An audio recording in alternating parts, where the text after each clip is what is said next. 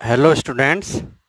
पिछली बेटा जो अपनी क्लास थी उसमें मैंने आपको एक डेरिवेशन कराया था कि समरूप विद्युत क्षेत्र में स्थित विद्युत द्विध्रुव पर बल एवं बलागु।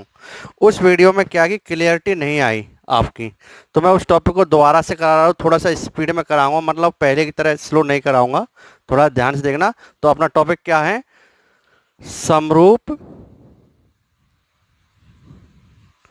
विद्युत क्षेत्र में स्थित विद्युत द्विध्रुव पर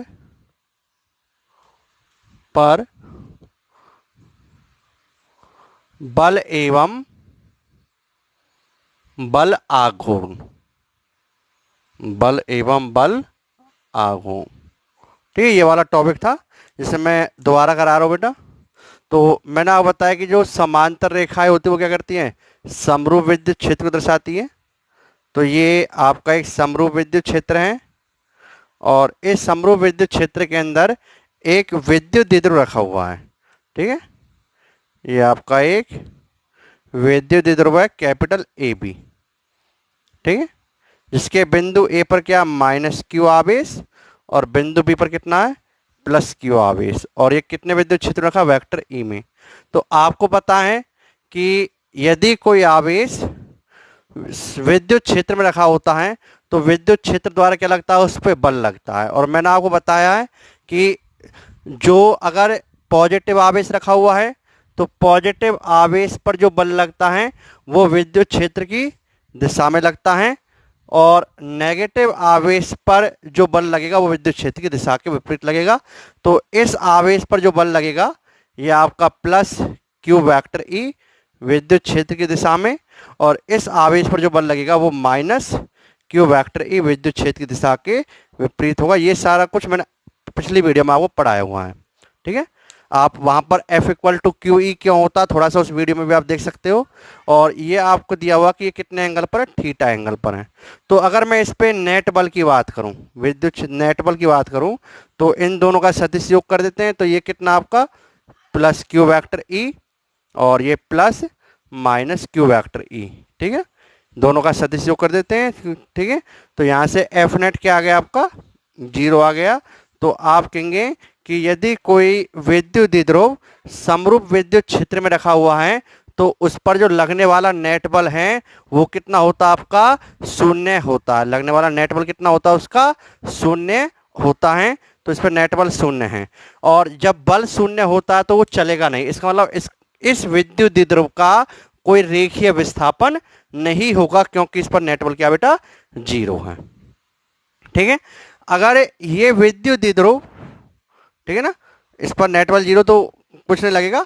अब आप एक चीज देखो बेटा ध्यान से कि इस बल की क्रिया रेखा अलग है और इस बल की क्रिया रेखा अलग है। अगर कोई दो बल जो परिमाण में समान हो और प्रकृति में विपरीत हो और इनकी क्रिया रेखा भी अलग अलग हो, जैसे मैंने आपको पहली वीडियो में कुछ बताया हुआ है कि जैसे मान लीजिए एक बल ये है F और एक बल ये है F, तो ये दोनों बल क्या परिमाण में समान हैं और दिशा में क्या विपरीत हैं। बट दिशा में विपरीत होने के साथ साथ इनकी क्रिया रेखा भी क्या है अलग अलग है। इस बल की ये बल अलग लाइन में लग रहा है और ये वाला बल अलग लाइन में लग रहा है। अगर ऐसा है कि बलों की क्रिया रेखा अलग अलग होती हैं तो बेटा ऐसे बलों के जोड़े को हम एक नाम देते क्या, बल युग्म। क्या बोलते बेटा, बल युग्म। बल युग्म कब नाम देंगे इसको, जब बल समान और विपरीत और साथ साथ में क्या हो, दोनों की क्रिया रेखा अलग अलग हो। तो अगर हम ध्यान से देखें तो इस बल की क्रिया रेखा ये वाली लाइन है और इस बल की क्रिया रेखा ये वाली लाइन है। दोनों बल परिमाण में समान है, दिशा में विपरीत हैं और इनकी क्रिया रेखा अलग अलग हैं। तो ये दोनों बल मिलकर क्या पैदा करेंगे, ये दोनों बल मिलकर एक बल युग्म बनाएंगे। क्या बनाएंगे, एक बल युग्म बनाएंगे। और जो ये बल युग्म बनाएंगे ये बल युग्म क्या करेगा, एक बलाघूर्ण पैदा करता है। बल युग्म के कारण क्या निकालते हैं, बलाघूर्ण निकालते हैं। और बेटा बल युग्म के कारण जो बलाघूर्ण का फॉर्मूला होता है, जैसे आपको पता है कि बल युग्म के कारण बलाघूर्ण का फॉर्मूला क्या होता है, आपको बता देता हूँ। बलाघूर्ण का फॉर्मूला क्या होता है, किसी एक बल का परिमाण और गुणा में बलों के मध्य लंबवत दूरी, ये बलागुण का फॉर्मूला होगा। तो हम क्या बोलेंगे यहाँ पर कि जो ये विद्युत द्विध्रुव हैं, इस विद्युत द्विध्रुव पर लगने वाले जो बल हैं वो परिमाण में समान हैं, वह प्रकृति में विपरीत हैं तथा इनकी क्रिया रेखा अलग अलग हैं, और क्रिया रेखा अलग अलग होने के कारण ये दोनों बल मिलकर क्या करेंगे, एक बलयुग्म बनाएंगे, और ये बलयुग्म क्या करेगा, एक बलागुण पैदा करेगा। तो बेटा बलागुण कितना होगा, यहाँ पे हम निकाल लेते हैं। बलागुण कितना होगा, बलागुण क्या होता है, और जैसे आप जानते हो बलागुण क्या होता है, बलागुण जैसे मैंने आपको बताया किसी एक बल का परिमाण, बलागुण को हम टॉ से रिप्रेजेंट करते हैं, किसी एक बल का परिमाण गुना में बलों के मध्य लंबवत दूरी। तो ये लंबवत दूरी हो गई। तो यहाँ से बलागुण टॉ इक्वल टू क्या होगा, बल का परिमाण कितना बेटा क्यू ई, और बलों के मध्य लंबवत दूरी हम लोगों ने क्या ली थी, पिछली वीडियो की तरह ही बना रहा हूँ सेम, जो लंबवत दूरी ली थी वो हम लोग क्या ली थी, बी एन। तो ये बी एन क्या है, बलों के इस बल की लाइन और इस बल की लाइन के मध्य क्या है, लंबवत दूरी। तो अब मुझे बी एन निकालना। विद्युत द्विध्रुव की लंबाई बेटा हम कितनी लेते हैं, 2a लेते हैं। तो अगर मुझे बी एन निकालना, अगर मैं त्रिभुज ए बी एन देखूं तो त्रिभुज ए बी एन से, ठीक है, त्रिभुज ए बी एन से देखो, ये एंगल थीटा, तो ये भी आपका थीटा होगा। तो मुझे क्या निकालना है, बी एन। बी एन क्या होगा, एंगल के सामने वाली साइड लंब होती है, तो ये हम निकालेंगे साइन थीटा। साइन थीटा क्या होता है, लंब बटे कर्ण। लंब कितना होगा बी एन, कर्ण कितना बेटा आपका ए बी। तो यहाँ से बी एन कितना आ गया आपका, बी एन इक्वल टू आपका आ गया ए बी साइन थीटा। तो यहाँ से अगर हम देखें तो बी एन और ए बी कितना बेटा आपका, ए बी आपका 2a है, तो बी एन आप कितना हो गया 2a साइन थीटा। तो यहाँ पर अगर मैं वैल्यू रख दूं तो बलागुण कितना आ गया आपका, बलागुण हो गया q E into 2a, b n कितना 2a साइन थीटा। क्लियर। तो यहाँ से बलागुण कितना हो गया बेटा आपका टॉ क्यू इंटू 2a, ठीक है, इसको मैं ले सकता हूँ क्यू इंटू 2a और ये ई साइन थीटा। अब Q इंटू 2a जो ये टर्म है, इस टर्म को हम क्या बोलते हैं बेटा, विद्युत द्विध्रुव आघूर्ण। क्या बोलते हैं इस टर्म को हम, विद्युत द्विध्रुव आघूर्ण। तो ये आपके विद्युत द्विध्रुव आघूर्ण है, और तो Q इंटू 2a क्या बोलते हैं, विद्युत द्विध्रुव आघूर्ण P। तो आपका फॉर्मूला क्या हो जाएगा, tau equal to P E sine theta. तो अगर कोई विद्युत द्विध्रुव समरूप विद्युत क्षेत्र में विद्युत द्विध्रुव के साथ किसी कोण थीटा पे रखा हुआ है, तो उस पर कितना बलागुण लगता है, उस पर लगने वाला बलागुण कितना होता है, पीई साइन थीटा होता है। कितना होता है, पीई साइन थीटा।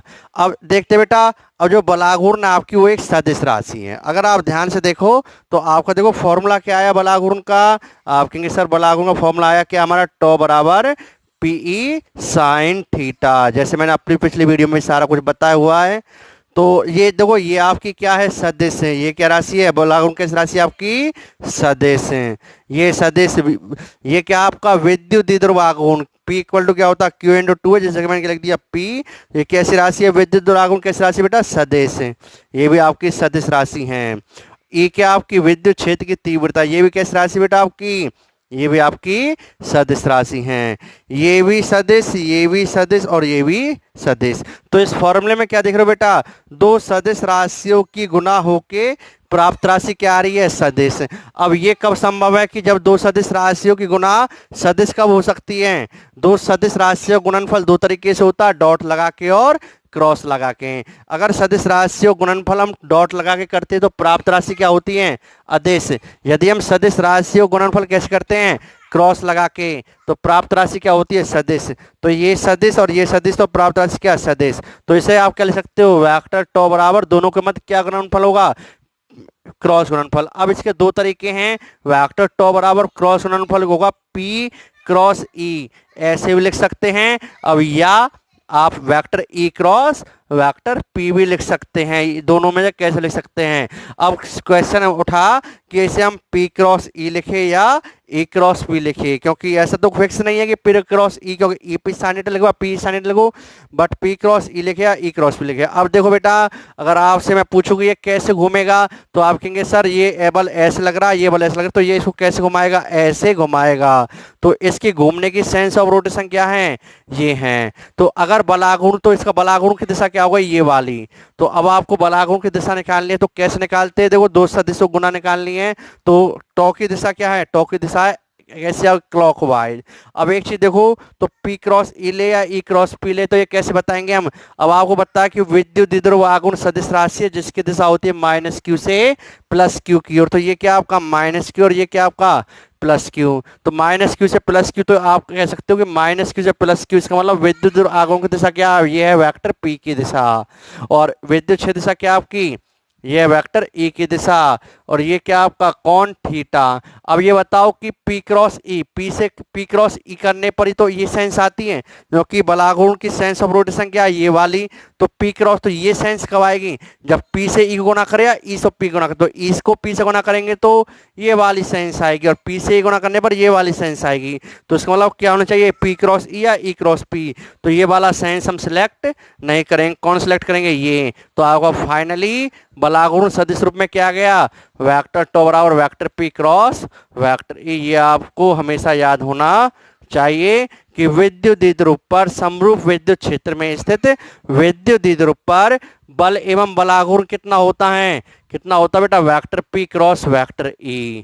ठीक है, इस तरीके से आपका ये टॉपिक कंप्लीट होगा। अगर इसमें केस की बात करें, अगर थीटा 0 या 180 है तो बलाघूर्ण 0 हो जाएगा, और बलाघूर्ण 0 होने का मतलब वो साम्य अवस्था कहलाएगी, क्योंकि बल तो 0 है ही और बलाघूर्ण में 0, तो क्या होगा, इस साम्य अवस्था। तो साम्य अवस्था के लिए क्या होना चाहिए, थीटा या तो 0 होना चाहिए या 180 होना चाहिए, दोनों ही क्या आपकी साम्य अवस्था स्थिति है। इस पर भी हम और चर्चा करेंगे बाद में अगले टॉपिक में।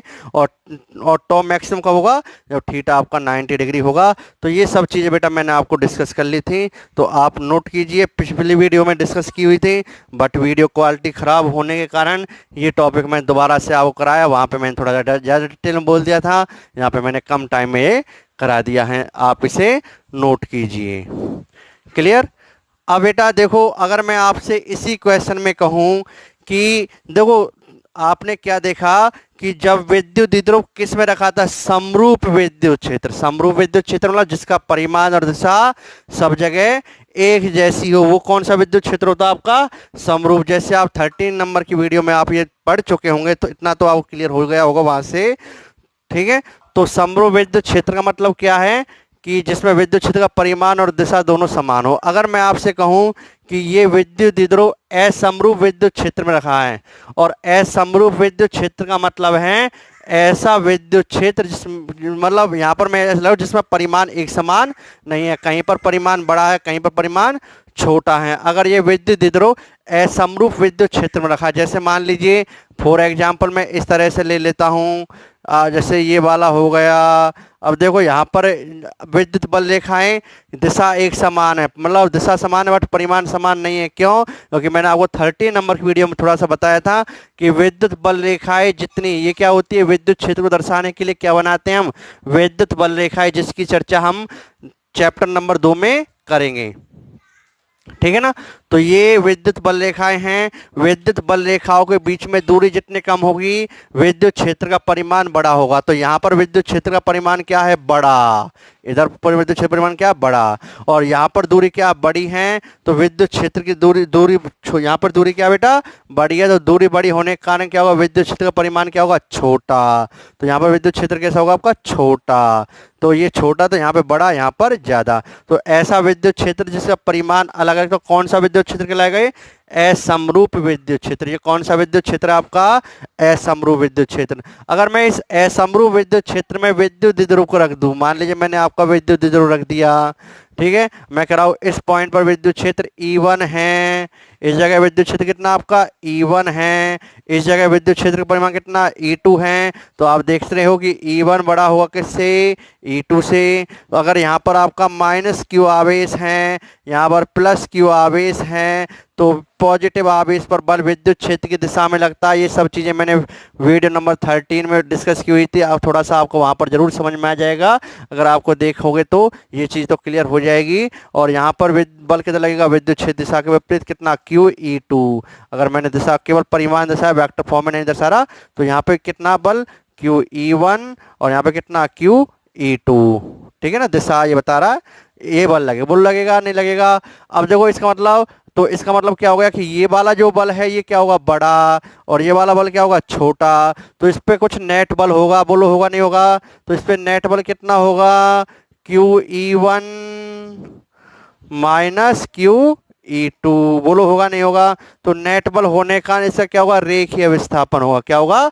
रेखीय विस्थापन, आगे भी चलेगा। बट आप देख रहे हो कि इस बल की लाइन अलग है, इस बल की लाइन अलग है, तो इस बल की लाइन अलग अलग होने के कारण इस सिस्टम का, अब ये सिस्टम क्या होगा, क्योंकि इस पर नेट बल जीरो नहीं है। जब सिस्टम पे नेट बल जीरो नहीं है और ये फ्री टू रोटेट है, तो अगर मैं इसके सेंटर ऑफ मास की तरह बात करूं, अगर इसका द्रव्यमान m1 है, इसका द्रव्यमान m2 या mm है, अगर इसका द्रव्यमान m है और इसका द्रव्यमान m है, दोनों का द्रव्यमान की सेम है, और इसको एक निकाय मानूं, तो ये किसके अबाउट रोटेट करेगा? It is free to rotate about the centre of mass, ऐसे समझो आप। तो ये सिस्टम क्या करेगा? इस पर एक बलागुण लगेगा इसके सेंटर ऑफ मास के अबाउट, आप ऐसे सोच सकते हो। तो इसका मतलब इस पर बलागुण भी लगेगा और बल भी लगेगा। तो आपको ज्यादा सोचने की जरूरत नहीं है कि सेंटर ऑफ मास के अबाउट क्यों घूमेगा, क्या है, आपको मत पढ़ना चक्कर में। ये तो मैं आपको थोड़ा नोट करने के लिए बात बता रहा हूं।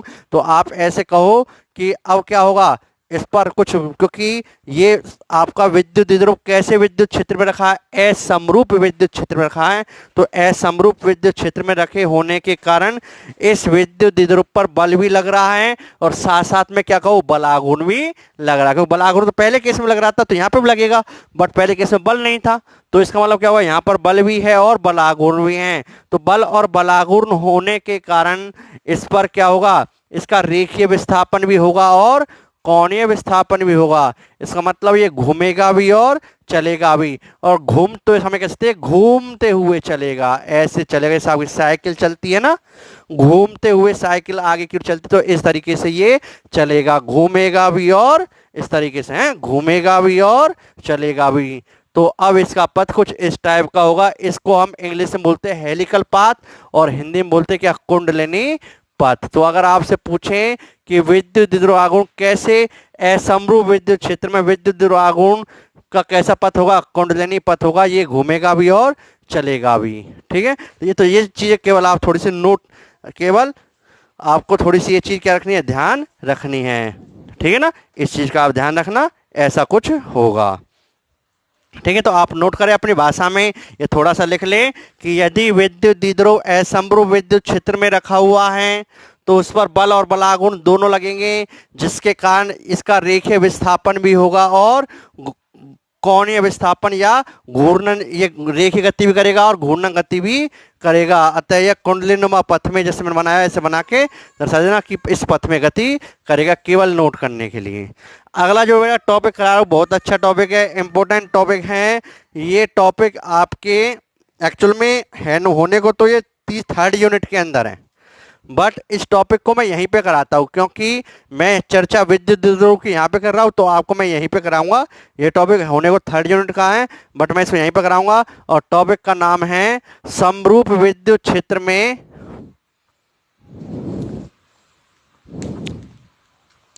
टॉपिक है आपका समरूप विद्युत क्षेत्र में। ठीक है, समरूप विद्युत क्षेत्र में स्थित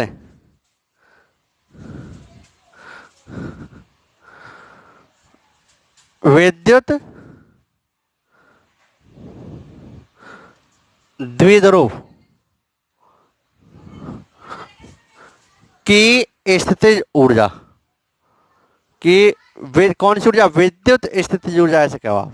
समरूप विद्युत क्षेत्र में स्थित विद्युत द्विध्रुव की विद्युत स्थितिज ऊर्जा, विद्युत स्थितिज ऊर्जा, या ऑब्लिक करके ऐसे भी पूछा जा सकता है कि समरूप, दो टॉपिक कवर हो रहे हैं बेटा, आपके बुक के दोनों टॉपिक हैं, दोनों के लिए सेम डेरिवेशन है। अगर आपका ऐसे भी आए या करके आप ऐसा है, समरूप विद्युत क्षेत्र में, समरूप विद्युत क्षेत्र में विद्युत द्विध्रुव को, विद्युत द्विध्रुव को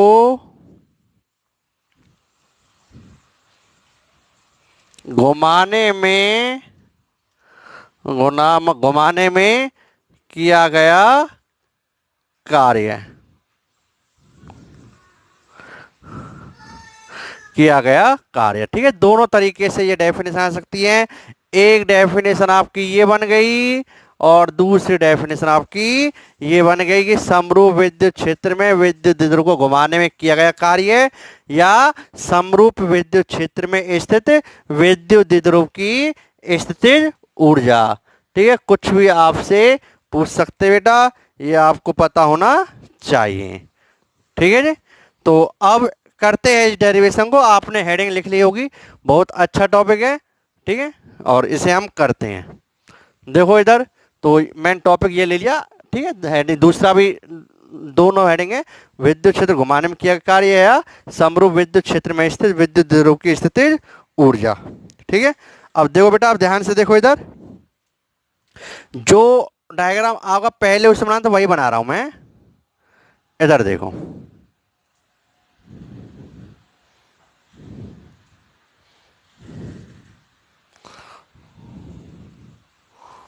ठीक है। अरे मुझे लगा इंक भी नहीं है शायद सही ढंग से इसमें। चलो ठीक है जी, ये आपका क्या है बेटा, ये आपका समरूप विद्युत क्षेत्र है, वेक्टर ई। क्लियर। अब इस समरूप विद्युत क्षेत्र में क्या रखा हुआ है, एक विद्युत द्विध्रुव रखा हुआ है। क्या रखा हुआ है, एक विद्युत द्विध्रुव रखा हुआ है। ठीक है जी, किसी थीटा एंगल पर। अब ये इस, ठीक है, यहां पर आपका प्लस क्यू आवेश है और यहां पर आपका माइनस क्यू आवेश है। तो आप वो बताएं कि इस पर विद्युत क्षेत्र द्वारा क्या लगेगा, बल क्यू ई। ठीक है, अगर सदिश रूप दर्शाओ तो माइनस क्यू ई, और इसमें क्या लगेगा यहां पर प्लस क्यू ई। क्लियर।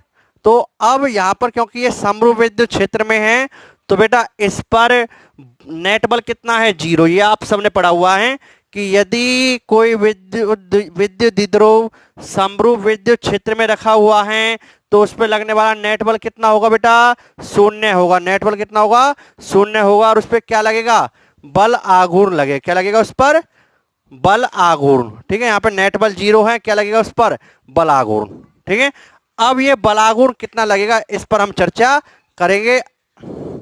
ठीक है, इस पर अभी हम चर्चा करेंगे बेटा। हाँ बेटा, किस पे चर्चा चर्चा चल रही थी हमारी, विद्युत द्विध्रुव की स्थिति ऊर्जा पे। दोबारा से टॉपिक कर लेते, बीच में कुछ काम आ गया, करते हैं इसको। चलो हाँ जी, तो अब मैंने आपको बताया कि अगर ये विद्युत द्विध्रुव आपका समरूप विद्युत क्षेत्र में रखा बेटा, तो इस पर नेट बल कितना लगेगा, 0। और क्या लगेगा इस पर, केवल बल आघूर्ण। क्या लगेगा, बल आघूर्ण। अब ये कितना बल आघूर्ण लगेगा, ये चीज तो आपने पहले डिस्कस करी हुई है।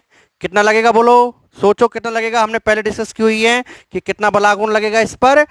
आपको ध्यान होगा कितना लगेगा, पिछले टॉपिक में हमने पढ़ा कि इस पे लगने वाला बल आघूर्ण कितना, tau equal to P E sine theta. बोल लगेगा नहीं लगेगा, तो इस विद्युत द्विध्रुव पर ये बल आघूर्ण लगेगा। अब ये बल आघूर्ण क्या करेगा, अगर मैं इसको ऐसे अवस्था में रख दूं और छोड़ दूं, इस तरह रख दूं और ये छोड़ दूं, तो क्या होगा, ये ऑटोमेटिक अपने आप घूमकर ऐसे आ जाएगा। क्यों, क्योंकि विद्युत क्षेत्र इस पर खुद बल लगा रहा है। विद्युत क्षेत्र इस पर खुद बल लगा रहा है, मतलब खुद बल मतलब खुद बलागुण लगा रहा है। और खुद बलागुण लगा क्या कर रहा है, इसको अपनी दिशा के समांतर लाने का प्रयास कर रहा है। ये ऐसे घूम के ऐसे आ जाएगा। ठीक है, अपनी दिशा के समांतर क्या कर रहा है, लाने का प्रयास कर रहा है। अब यहां पे हमें क्या निकालना है, हमारे द्वारा, विद्युत क्षेत्र द्वारा नहीं, हमारे द्वारा विद्युत द्विध्रुव को घुमाने में किया गया कार्य। पहला टॉपिक आप ये समझो, स्थिति ऊर्जा की अभी हम बाद में चर्चा करेंगे, है इसी के अंदर ही। पहले मुझे क्या निकालना है कि हमारे द्वारा इसको घुमाने में किया गया कार्य, किसके विरुद्ध, विद्युत क्षेत्र के विरुद्ध। क्योंकि विद्युत क्षेत्र तो इसको ऐसे ला रहा है, तो अब देखो आपको, अब ये ऐसे ला रहा है, तो इसको मतलब कितना बलागुण लगा रहा है, इतना बलागुण लगा रहा है। तो अगर मुझे इसको इसी अवस्था में रखना है, मैं ये कह रहा हूं, तो इसी अवस्था, क्योंकि ये तो ऐसे घुमा रहा है, तो अगर मुझे इसी अवस्था में रखना है तो मुझे कितना बलागुण लगाना पड़ेगा, अगर मुझे इसे इसी अवस्था में रखना है कि ये ऐसे ही रहे, घूमे नहीं, तो जितना ये घुमाने वाला ऐसे बलागुण लगा रहा है उतना ही बलागुण मुझे विपरीत दिशा में लगाना पड़ेगा, तभी तो ये ऐसे रुका रहेगा। बोलो रुका रहेगा नहीं रहेगा? तो अगर मान लीजिए ये इसे जरा सा डी थीटा घुमा देता है, तो इसको वापस उसी स्थिति तक ले जाने के लिए मुझे कितना वर्क करना पड़ेगा, मुझे कितना घुमाना पड़ेगा? D theta. ठीक है, तो यहां पर मुझे वर्क करना पड़ा नहीं पड़ा इसको इस स्थिति तक मेंटेन रखने की। जैसे अगर मैं इसको यहां पे रख देता हूं, तो यहां पे रखने पर क्या होगा, विद्युत द्विध्रुव इसको जरा सा ऐसे घुमाएगा और ऐसे घुमा के ले आया। विद्युत द्विध्रुव ने मान लीजिए से कोई θ1 एंगल से θ2 एंगल घुमा दिया। अब मुझे वापस ये कहां ले जाना है, पहली स्थिति पे ले जाना, तो मुझे क्या करना पड़ेगा, θ1 एंगल से θ2 एंगल पे ले जाना। इस तरह समझो, मुझे वापस उसी अवस्था में ले जाना, तो मुझे खुद कार्य करना पड़ा किसके विरुद्ध, विद्युत क्षेत्र के विरुद्ध। तो इसलिए मुझे क्या करना पड़ेगा, मुझे विद्युत क्षेत्र के विरुद्ध कार्य निकालना पड़ेगा। सुनो बेटा ध्यान से, हैं। तो अब मैं ये बोलूंगा कि इस पे लगने वाला बल विद्युत द्विध्रुव द्वारा, विद्युत द्विध्रुव द्वारा इस पे लगने वाला बलागुण कितना, इतना है।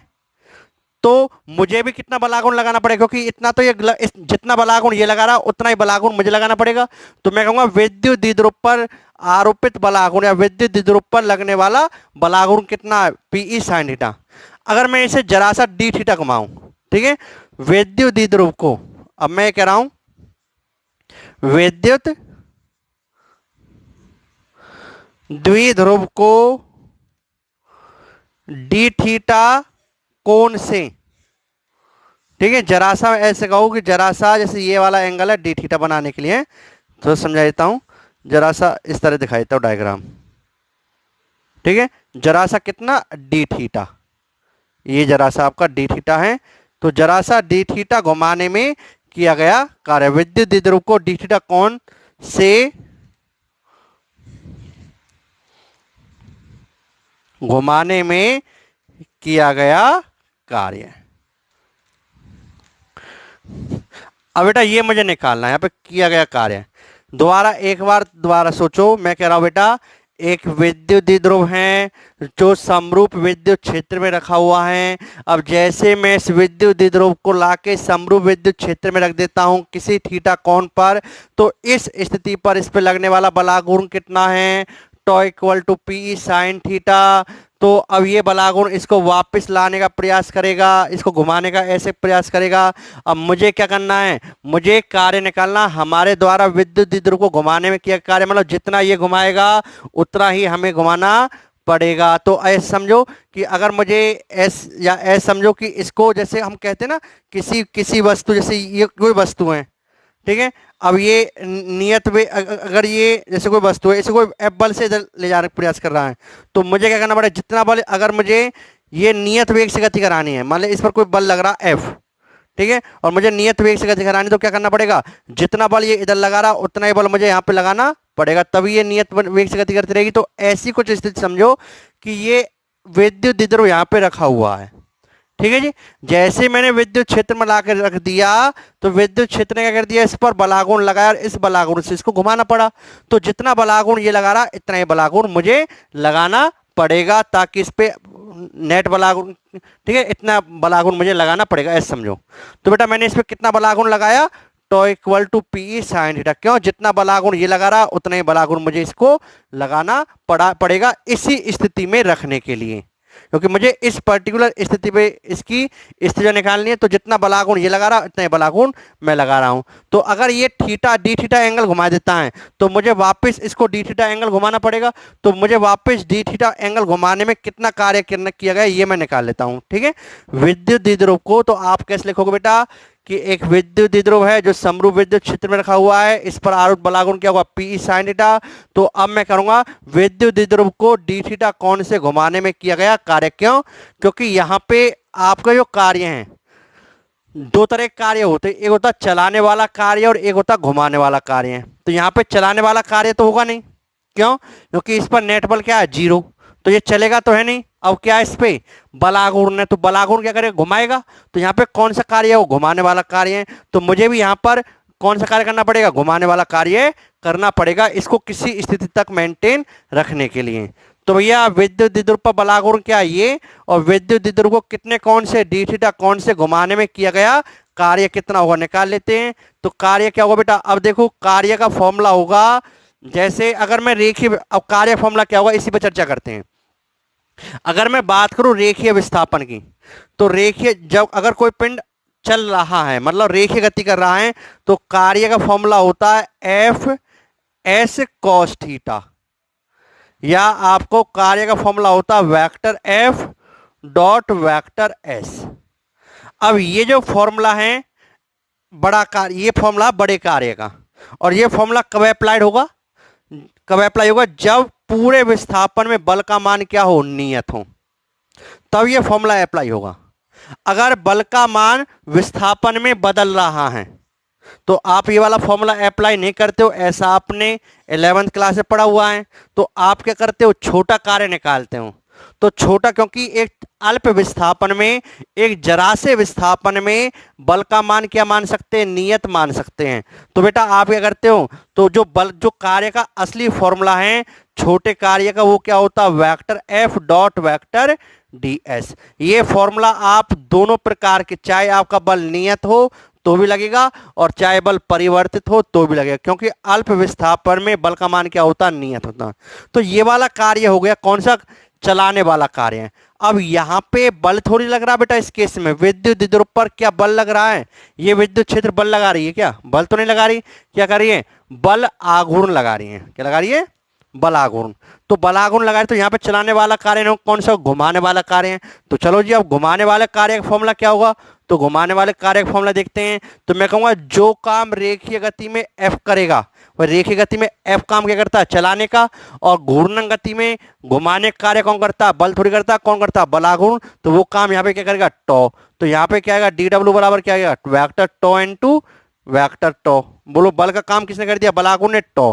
अब यहाँ पे इस बलाघूर्ण कारण जो विस्थापन होगा, चलने वाला विस्थापन होगा, घूमने वाला, घूमने वाला, और घूमने वाले विस्थापन क्या बोलते हैं, कोणीय विस्थापन क्या होगा, D theta vector D theta. तो यहाँ पर कौन सा फॉर्मूला अप्लाई होगा बेटा, कार्य निकालने के लिए एफ डॉट डी एस नहीं लगाएंगे, क्या लगाएंगे, कौन सा लगाएंगे, टॉ इनटू डी थीटा। समझ में आया नहीं आया, क्योंकि यहाँ पे कौन सा कार्य हो रहा है, घुमाने वाला कार्य है। तो यहाँ पर कौन सा लगेगा, ये वाला। तो भैया अब मैं यहाँ पर मैं डायरेक्ट टॉ इनटू डी थीटा नहीं, अगर मुझे थीटा एंगल घुमाना कुल कार्य निकालने के लिए, तो यहाँ पर मैं कह नहीं सकता थीटा एंगल, क्यों नहीं कह सकता, क्योंकि जो बलाघूर्ण है वो नियत है क्या परिवर्तित है। बेटा ये बलाघूर्ण का जो मान है वो इस बात पर डिपेंड करता है कि विद्युत द्विध्रुव विद्युत क्षेत्र की दिशा के साथ कितना कोण बना रहा है, ठीक है ना। क्योंकि अलग अलग जब जब जब ये घूमेगा, तो घूमने की स्थिति पर थीटा की वैल्यू क्या होगी, चेंज होगी। जब थीटा अलग होगा तो साइन थीटा अलग होगा, और साइन थीटा अलग होगा तो बलाघूर्ण भी क्या होगा, अलग होगा। बोलो होगा नहीं होगा। तो उसका मतलब यहाँ पे बलाघूर्ण पूरे, अगर मैं इसको घुमाता हूं तो पूरे घुमाव में थीटा का मान सब जगह एक समान नहीं है। तो थीटा का मान सब जगह समान नहीं होने के कारण बलाघूर्ण का मान भी क्या होगा, एक समान नहीं होगा। तो इसलिए यहाँ पर आप टॉ इनटू थीटा वाला फॉर्मूला अप्लाई नहीं करके क्या निकालोगे, पहले छोटा कार्य निकालोगे और फिर इंटीग्रेशन करके बड़ा कार्य निकालोगे। तो यहाँ पर मैंने क्या कर रहा हूँ, पहले विद्युत द्विध्रुव को जरा से कोण डी थीटा कोण से घुमाने में किया गया कार्य कितना होगा, छोटा कार्य होगा, कितना होगा, डी डब्ल्यू बराबर टॉ इंटू डी थीटा होगा। बोलो होगा नहीं होगा। तो ये छोटा कार्य है। तो बड़ा कार्य करने के लिए क्या करेंगे आप, एंटी, तो कुल कार्य क्या होगा बेटा, ये तो जरा सा कार्य है। तो डी डब्ल्यू कितना आ गया, टॉ कितना आपका, कितना बलाघूर्ण लगाना पड़ रहा है किसी थीटा वाली स्थिति पर, पीई साइन थीटा, और ये डी थीटा। अब मान लीजिए शुरू में, अब ये स्थिति थोड़ी है, हो सकता है शुरू में ये कितनी स्थिति पर है, ये थीटा वन वाली स्थिति पर है, और मुझे वापस इसे कहां से कहां ले जाना है, थीटा वन वाली स्थिति से घुमा के किस स्थिति पर ले जाना है, थीटा टू वाली स्थिति पर ले जाना है। ठीक है जी भाई, ये तो मैंने इंटरमीडिएट ले ली, ये तो मैंने मध्य अवस्था ले ली। तो शुरू में मैं कह रहा हूं कि ये विद्युत द्विध्रुव कितने एंगल पर है, विद्युत क्षेत्र दिशा के साथ थीटा वन पर। फिर मुझे इसे घुमा के कहां ले जाना है, थीटा टू कोण वाली स्थिति पर। तो मुझे थीटा वन कोण वाली स्थिति से थीटा टू कोण वाली स्थिति तक ले जाना है। तो मैं क्या करूंगा बेटा, तो विद्युत द्विध्रुव को मैं क्या लिखूंगा यहाँ पर, विद्युत द्विध्रुव को कहां से कहां तक, ठीक है।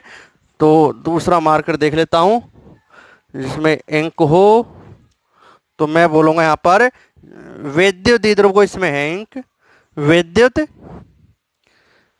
द्विध्रुव को थीटा वन कोण वाली स्थिति से कोण वाली स्थिति से थीटा टू कोण, थीटा वन कोण वाली स्थिति से थीटा टू कोण वाली स्थिति तक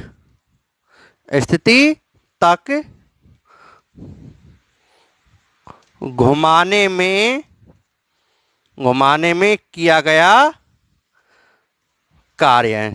ठीक है, विद्युत द्विध्रुव को थीटा वन कोण वाली स्थिति से कहां तक, थीटा टू कोण वाली स्थिति तक घुमाने में किया गया कार्य है। तो कितना होगा बेटा, कुल कार्य क्या होगा, W बराबर इंटीग्रेशन ऑफ किसका, पीई साइन थीटा और ये डी थीटा, लिमिट कहां से आ जाएगी, थीटा वन से थीटा टू। इतना कार्य हमें करना पड़ेगा। ये कार्य किसने किया, हमने। किसके विरुद्ध, विद्युत क्षेत्र के विरुद्ध, कहां से कहां, थीटा वन कोण वाली स्थिति से थीटा टू कोण वाली स्थिति तक घुमाने में किया गया कार्य। चलो जी करते हैं। तो यहां पे क्या आ गया बेटा, तो W बराबर पीई इंटीग्रेशन ऑफ, अब देखो इसमें से क्या बाहर आ जाएगा आपका, पीई बाहर आ जाएगा। तो पी आपका बाहर आ गया, integration of sine theta D theta, limit theta one से थीटा टू।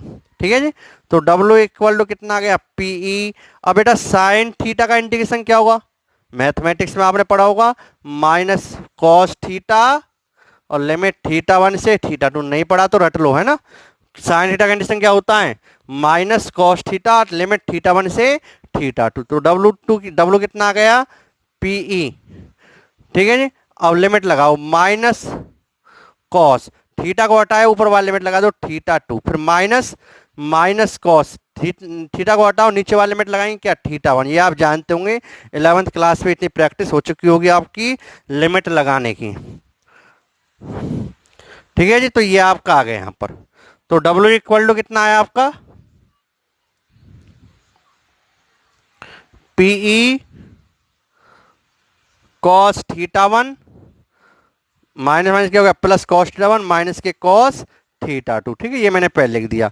तो ये क्या है, ये है जी आपका क्या, विद्युत द्विध्रुव को घुमाने में किया गया कार्य। विद्युत द्विध्रुव को घुमाने में किया गया कार्य कितना है, PE cos theta one minus में कॉस थीटा टू। कहां से कहां तक, थीटा वन वाली कोण स्थिति से थीटा टू कोण वाली स्थिति तक घुमाने में किसके द्वारा कार्य है, हमारे द्वारा कार्य। किसके विरुद्ध, विद्युत क्षेत्र के विरुद्ध किया गया कार्य है। अगर आपसे पूछा जाए कि विद्युत द्विध्रुव को घुमाने में किया गया कार्य क्या होता है, तो आपको ये डेरिवेशन यहीं तक करके छोड़ देना है।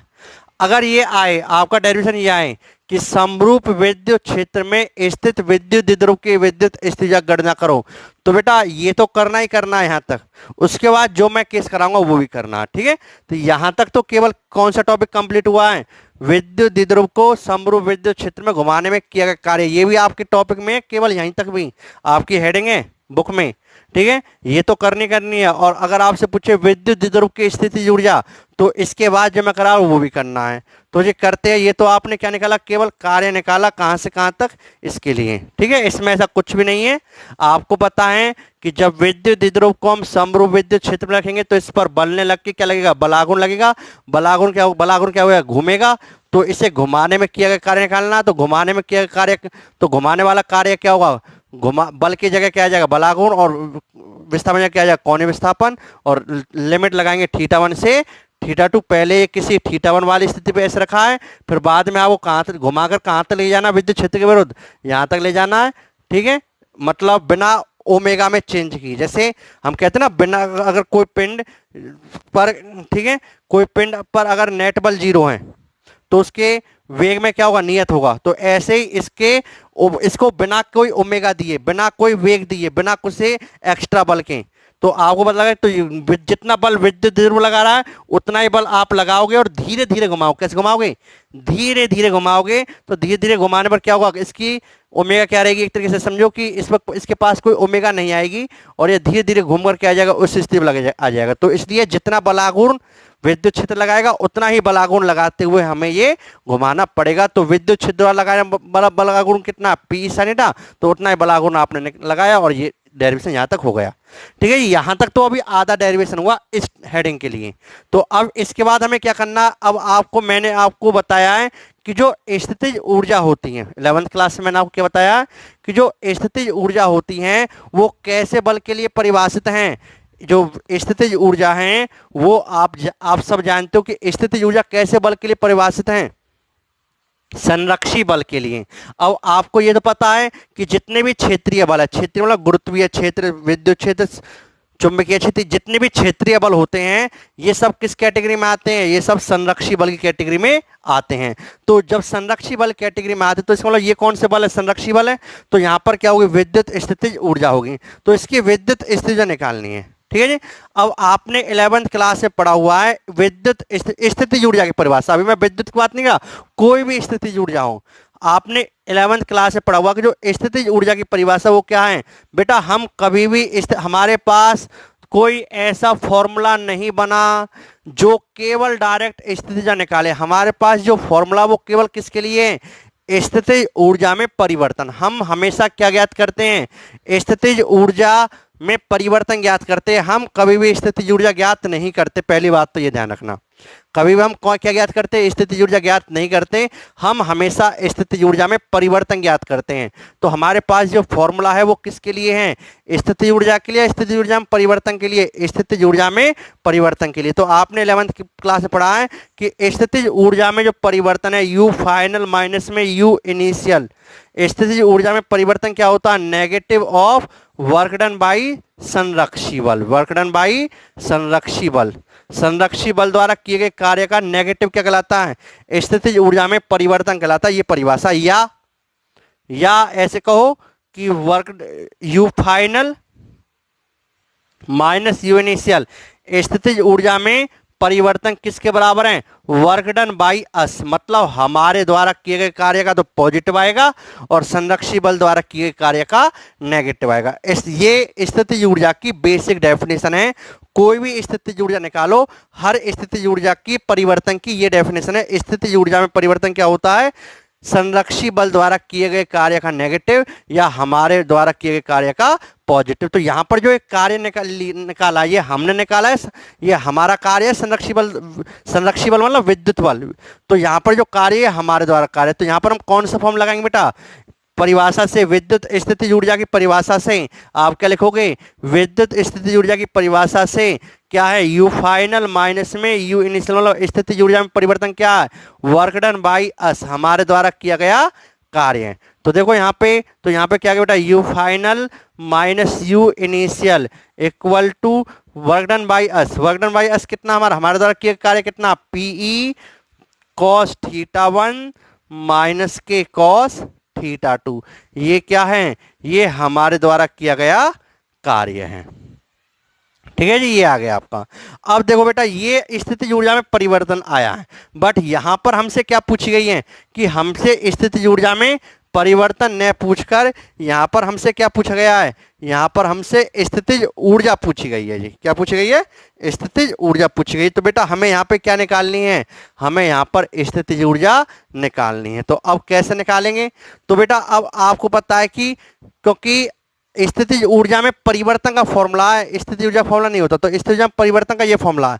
अब देखो जो आरंभिक स्थितिज ऊर्जा जीरो जो लेते हैं ना हम लोग, वो मानी जाती है। ये कहीं पे फिक्स नहीं है कि आरंभिक स्थितिज ऊर्जा यहीं पर जीरो होती है। आरंभिक स्थितिज ऊर्जा की हम हमेशा कल्पना करते हैं कि शून्य कहाँ पे ली जाए, ठीक है, हम मानते हैं।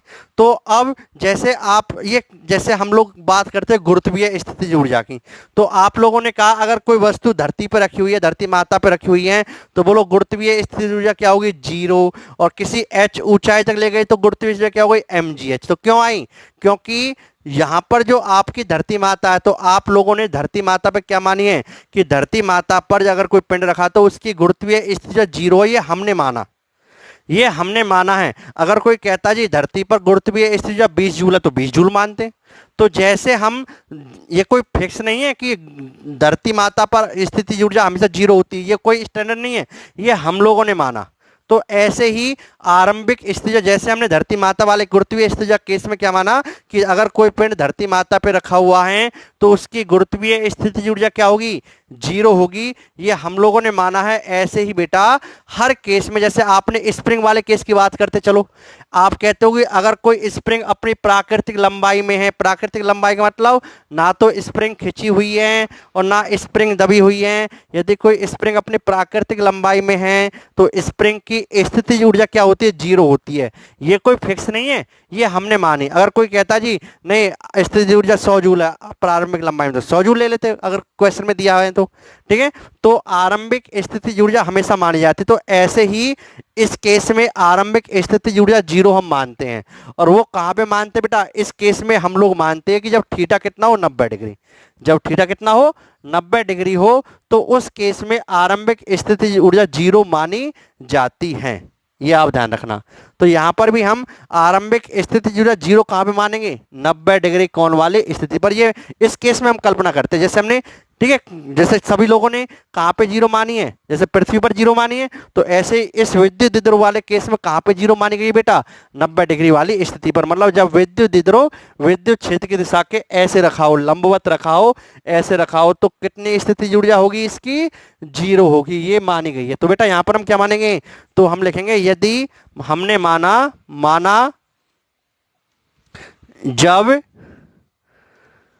थीटा इक्वल है 90 डिग्री, ये हमने माना कि जब थीटा कितना होता है, 90 डिग्री होता है, तो यू क्या होती है, तो स्थिति क्या होती है, 0 होती है। ये हम लोगों ने माना, ठीक है, मैंने वर्ड लिख दिया, माना जब थीटा कितना 90 डिग्री तो यू क्या 0।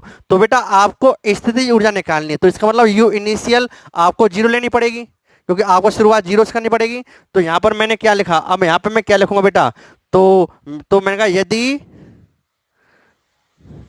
थीटा 1 इक्वल है 90 डिग्री, मैं कह रहा हूं यदि थीटा 1 कितना आपका 90 डिग्री और थीटा 2 कितना आपका, यदि थीटा 1 इक्वल है 90 डिग्री और थीटा 2 इक्वल है थीटा, तो अब क्या होगा बेटा, तो यू फाइनल माइनस में यू इनिशियल। तो आपका थीटा 1 आरंभिक कौन है, तो थीटा 1 90 डिग्री पर क्या मानते हैं, 0। तो यू इनिशियल कितनी हो गई आपकी, 0, इक्वल टू कितना आ गया होगा, पीई कॉस 90 डिग्री माइनस में कॉस थीटा क्या लिख दिया आपने, थीटा। तो यू फाइनल का मतलब जो आप इस तरह निकालो जिस जगह, तो यू फाइनल का हो या यू का हो, तो यू माइनस 0 क्या हो गया, 0। तो यू बराबर कितना आ गया, पीई कॉस 90 कितना होता है बेटा, 0, और कॉस माइनस कॉस थीटा। तो किसी, ठीक है, तो यू इक्वल टू कितना आ गया, माइनस पीई कॉस थीटा।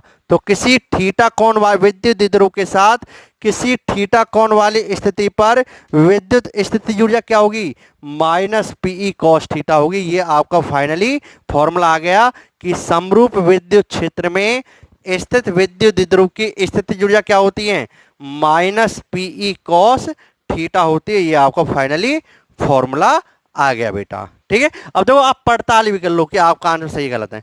आपने क्या कल्पना की कि जब विद्युत द्विध्रुव विद्युत क्षेत्र की दिशा के साथ कितने कोण पर है, 90 डिग्री के कोण पर है, स्थिति क्या होती है, 0।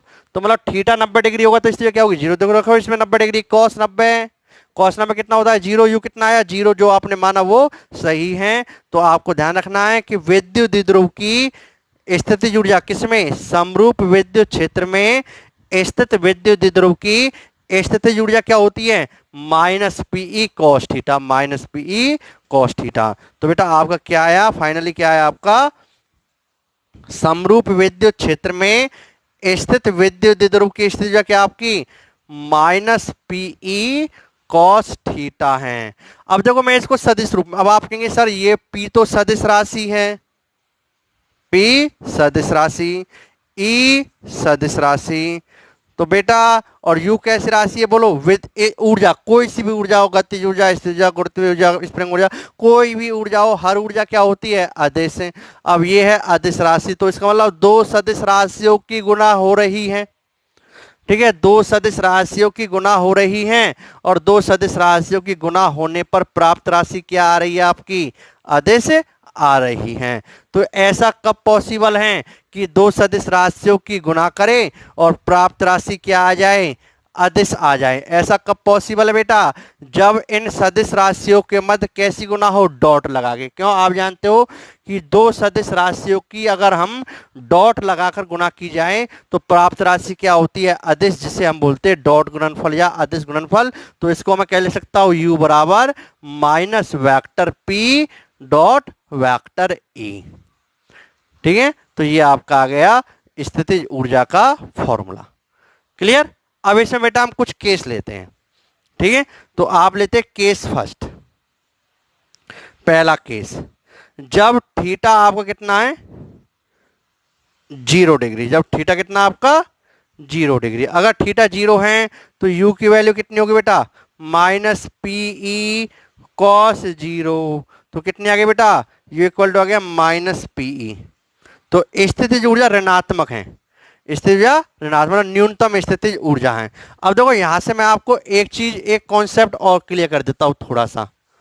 ठीक है, अगर मैं आपसे ये कहूं, जैसे मैं स्थितिज ग्राफ बनाता हूं, ये स्थिति ऊर्जा का ग्राफ है। ठीक है, जैसे मान लीजिए, चलो मैं इस तरह बनाता हूं, है ना, ये स्थितिज ग्राफ है।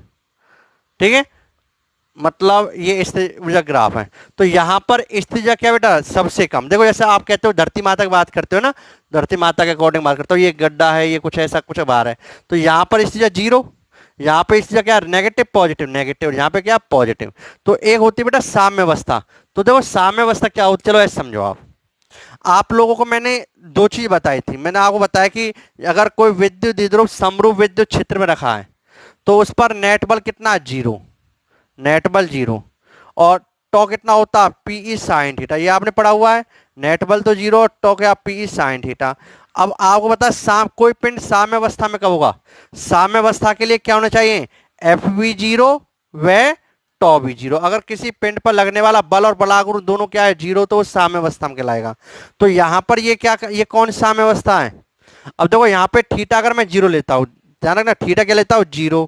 तो बोलो, तो थीटा 0 पर बलागुण 0 आ रहा, नहीं आ रहा? बलागुण 0 और बल तो 0 है ही, बलागुण 0। तो ये कौन सी अवस्था होगा? साम्य अवस्था। कौन सी अवस्था? साम्य अवस्था। तो ये आपकी साम्य अवस्था है। तो आपका विद्युत द्विध्रुव किस अवस्था में? साम्य अवस्था। मतलब इस पर नेट बल भी 0 और बलागुण 0। बट अब साम्य अवस्था भी दो तरह की, तीन तरह की वैसे तो, बट एक होती है स्थायी और एक होती है अस्थायी। जो स्थायी साम्यावस्था होती है बेटा, जो भी मैंने ग्राफ बनाया वो यही चीज दर्शाए बताया। यहां पर क्या देखो, ये आपके, अगर मैं इस पॉइंट, इस जगह से किसी पिंड को डिस्टर्ब करता हूं, ठीक है, तो यहां पर भी साम्यावस्था में, यहां पर भी साम्यावस्था में।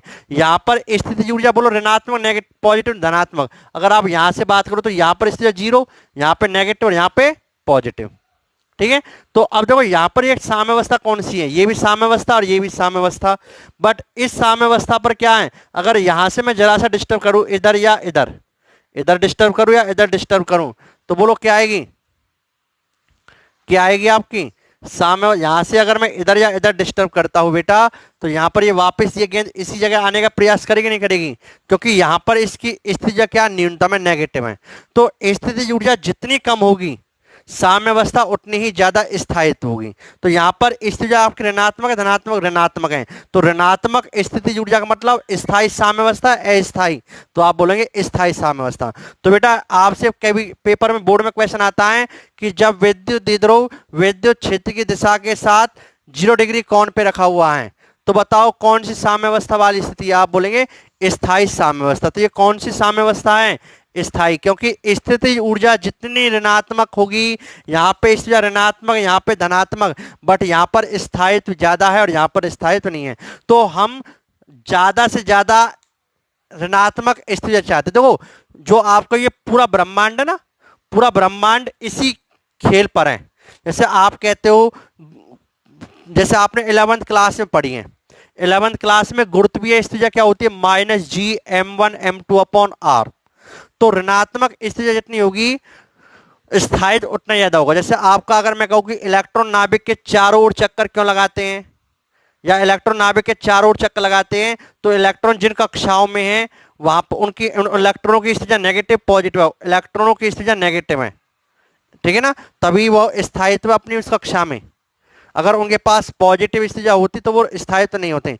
पृथ्वी सूर्य के चारों ओर चक्कर लगा रही है। क्यों? क्योंकि पृथ्वी और सूर्य के मध्य जो स्थितिज ऊर्जा है वो कैसी है? ऋणात्मक है, तभी पृथ्वी सूर्य के चारों ओर चक्कर लगा रही है, स्थायित्व को प्राप्त कर रही है। तो स्थायित्व की जहां पर भी स्थायित्व होगा वहां पर स्थितिज ऊर्जा क्या होगी? ऋणात्मक होगी। ये आपको पता होना चाहिए है। तो अगर आपसे कहे कि कोई आपसे कहे एक जगह स्थितिज ऊर्जा जीरो और एक जगह स्थितिज ऊर्जा नेगेटिव है, बताओ स्थायित्व ज्यादा नेगेटिव वाली पर है जीरो वाली पर है? तो कहां पर होगा? नेगेटिव वाली पर, क्योंकि जितनी स्थितिज ऊर्जा कम होगी स्थायित्व उतना ही ज्यादा होगा। तो बेटा यहाँ पर विद्युत ध्रुव कौन सी अवस्था में? स्थायी साम्यावस्था में। तो आपको ये बिल्कुल रटा होना चाहिए कि विद्युत ध्रुव स्थायी साम्यावस्था में कब रहेगा? जब थीटा जीरो होगा। थीटा जीरो मतलब विद्युत ध्रुव और विद्युत क्षेत्र दोनों एक ही दिशा में होंगे। ठीक है, जब विद्युत ध्रुव विद्युत क्षेत्र की दिशा के अनुदिश रखा हुआ है तो आपका थीटा क्या है? जीरो। तो स्थायी साम्यावस्था। अगर मैं लेता हूं बेटा के सेकंड अब क्या है? यदि थीटा अब क्या 180 डिग्री, तो देखो थीटा 180 डिग्री है तो अब क्या होगा? स्थायी या अस्थायी साम्यावस्था? तो देखते बेटा, तो थीटा 180 पर क्या होगा? यू इक्वल टू क्या होगा? Minus PE cos 180। कॉस 180 का मतलब कितना हो गया? u बराबर -1, तो कितने आ गए? Plus PE. देखो यहाँ पर नेगेटिव पॉजिटिव पॉजिटिव है, इसका मतलब स्थायी तो नहीं है, तो ये साम्यावस्था तो है। क्यों? क्योंकि थीटा जीरो पर भी बलागुण जीरो और थीटा 180 पर भी बलागुण जीरो। तो बलागुण जीरो कब है? जीरो पर 180 पर। तो इसका मतलब साम्यावस्था दो तरह की है, जीरो पर भी साम्यावस्था है और 180 पर भी साम्यावस्था। बट जीरो पर साम्यावस्था कौन सी है? स्थायी साम्यावस्था। और 180 पर कौन सी बेटा? अस्थायी साम्यावस्था। तो आपका विद्युत ध्रुव कैसी साम्यावस्था में है? थीटा इक्वल टू 180 पर अस्थायी साम्यावस्था पर। ये आपको पता होना चाहिए। अब देखो ये चीज मैं आपको प्रूफ भी कर देता हूं कि हाँ जो मैंने बोला ये सही है। अब देखो ध्यान से देखो, ये आपका मैं कह रहा हूं विद्युत क्षेत्र है। ठीक है जी, इस विद्युत क्षेत्र में आपने विद्युत ध्रुव रख दिया। चलो ये रख दिया जी। ठीक है, ये रख दिया। यहां पर माइनस क्यू आवेश है, यहां पर प्लस क्यू आवेश है। ये इसका ये वेक्टर पी की दिशा हो गई और ये आपके विद्युत क्षेत्र वेक्टर ई की दिशा हो गई। देखो पी और ई क्या है? ए की दिशा में, थीटा क्या है? 0 डिग्री। क्लियर है? और अगर हम बल देखें तो विद्युत क्षेत्र इस पे कितना बल लगाएगा? इस वाले आवेश पर क्यू ई इधर और इस वाले आवेश पर क्यू ई इधर। तो नेट बल जीरो और नेट बलागुण जीरो, क्योंकि एक ही क्रिया रेखा है तो बलागुण भी जीरो। तो यहां पर क्या है? एफ बी जीरो और बलागुण जीरो। साम्यावस्था है या नहीं? अब ये स्थायी है अस्थायी है, इसे चेक करने के लिए क्या करो? जरा सा डिस्टर्ब कर दो। आपने जरा सा इसे घुमा दिया ऐसे। जब आपने जरा सा इसे घुमाया तो बोलो बेटा ये माइनस क्यू है और ये प्लस क्यू है, तो यहां पे क्या लगेगा? क्यू ई और ये क्या लगेगा? Minus Q E. तो अब इसके कारण क्या लगा? बलागुण लगा। अब देखो साम्यावस्था, स्थायी साम्यावस्था क्या होती है? जहां से अगर वो अवस्था जहां से अगर हम डिस्टर्ब कर दें तो वापस उसी जगह आने का प्रयास करें। तो देखो मैंने इसको इस जगह से ऐसे घुमा दिया और जब मैंने तो इसको ऐसे थाए से ऐसे पकड़ के ऐसे घुमा दिया तो ऐसे घुमाने पर इस पर ऐसे बल लगेगा। अब ये बल क्या कर रहा है? ये बल इसको वापस, क्योंकि ये बल इसको वापस ऐसे घुमाने का प्रयास कर रहा नहीं कर रहा, मतलब जैसा है पहले जैसा था वैसे ही लाने का प्रयास कर रहा है। तो ये कौन सी स्थिति हो गई? स्थायी साम्यावस्था वाली स्थिति, थीटा जीरो। अब देखो दूसरा केस देखो जो मैंने 180 वाला है। 180 का मतलब है पी और ई के मध्य कितना एंगल है? 180 डिग्री। तो ई की दिशा ये हो गई। तो फिर देखो मैं उल्टा रख रहा हूं, यहां पर माइनस क्यू है और यहां पर प्लस क्यू है। क्लियर बेटा? तो माइनस क्यू प्लस क्यू। तो इसका मतलब अब इधर क्या आ गया? Vector P. इधर क्या आ गया? Vector P. विद्युत ई की दिशा ये और पी की दिशा ये। बोलो पी और ई के मध्य कितना एंगल है? थीटा कितना हो गया आपका? 180 डिग्री। अगर हम बल की बात करें तो नेगेटिव आवेश और बल किधर लगता है? विद्युत क्षेत्र दिशा के विपरीत क्यू ई इधर लगेगा और इस पर बल किधर लगेगा? विद्युत दिशा के अनुदिश क्यू इधर लगेगा। देखो अब भी नेट बल जीरो है और नेट बलागुण भी जीरो है। अगर मैं इस जगह से इसको डिस्टर्ब कर देता हूं, देखो मैंने डिस्टर्ब कर दिया, ये आपका प्लस क्यू हो गया और ये आपका माइनस क्यू। तो माइनस क्यू बल किधर लगेगा? इधर। और प्लस क्यू बल किधर लगेगा? इधर। देखो मैंने कैसे घुमाया, सुनो ध्यान से। ये शुरू में ऐसे रखा है, मैंने ऐसे घुमा दिया। अब ऐसे घुमाने पर अगर ये वापस पहली जगह पर आने का प्रयास करे तब तो स्थायी, और वापस दूर जाने का प्रयास करे तो अस्थायी। तो अब देखो मैंने ऐसे घुमाया, तो ऐसे घुमाने पर इस पर क्या लगा? क्यू ई बल ऐसे लगा और इस पर क्यू ई बल ऐसे लगा। तो ये बल क्या कर रहा है? इसको वापस ऐसे, तो जिधर मैंने घुमाया, देखो मैंने इसको ऐसे घुमाया तो ये भी क्या कर रहा है? उसको वैसे ही घुमा रहा, मतलब जिस दिशा में मैंने घुमाया उसी दिशा में घुमाने का प्रयास कर रहा है, वापस लाने का प्रयास नहीं कर रहा। तो ये कौन सी अवस्था हो गई? अस्थाई साम्यावस्था। तो बेटा ये आपको पता होना चाहिए, क्वेश्चन यहाँ पे बहुत पूछा जाता है कि विद्युत ध्रुव स्थाई साम्यावस्था में कब होगा और अस्थाई साम्यावस्था में कब होगा। तो आप क्या बोलेंगे, थीटा इक्वल टू 0 डिग्री स्थाई साम्यावस्था और थीटा इक्वल टू 180 डिग्री अस्थाई साम्यावस्था। 1 मार्क्स का क्वेश्चन है, यहां से बनता है, आपको पता होना चाहिए। मैंने आपको सारा कुछ इसके बारे में पढ़ा दिया है। आज की क्लास यहीं पे समाप्त और आपका सेकंड चैप्टर भी समाप्त। अब हम इसके कुछ न्यूमेरिकल करेंगे और उसके बाद फर्स्ट चैप्टर समाप्त, उसके बाद हम सेकंड चैप्टर चालू करेंगे। यहां तक की सभी चीजें आप अच्छे तरीके से नोट कीजिए। आज का अध्याय यहीं पर समाप्त।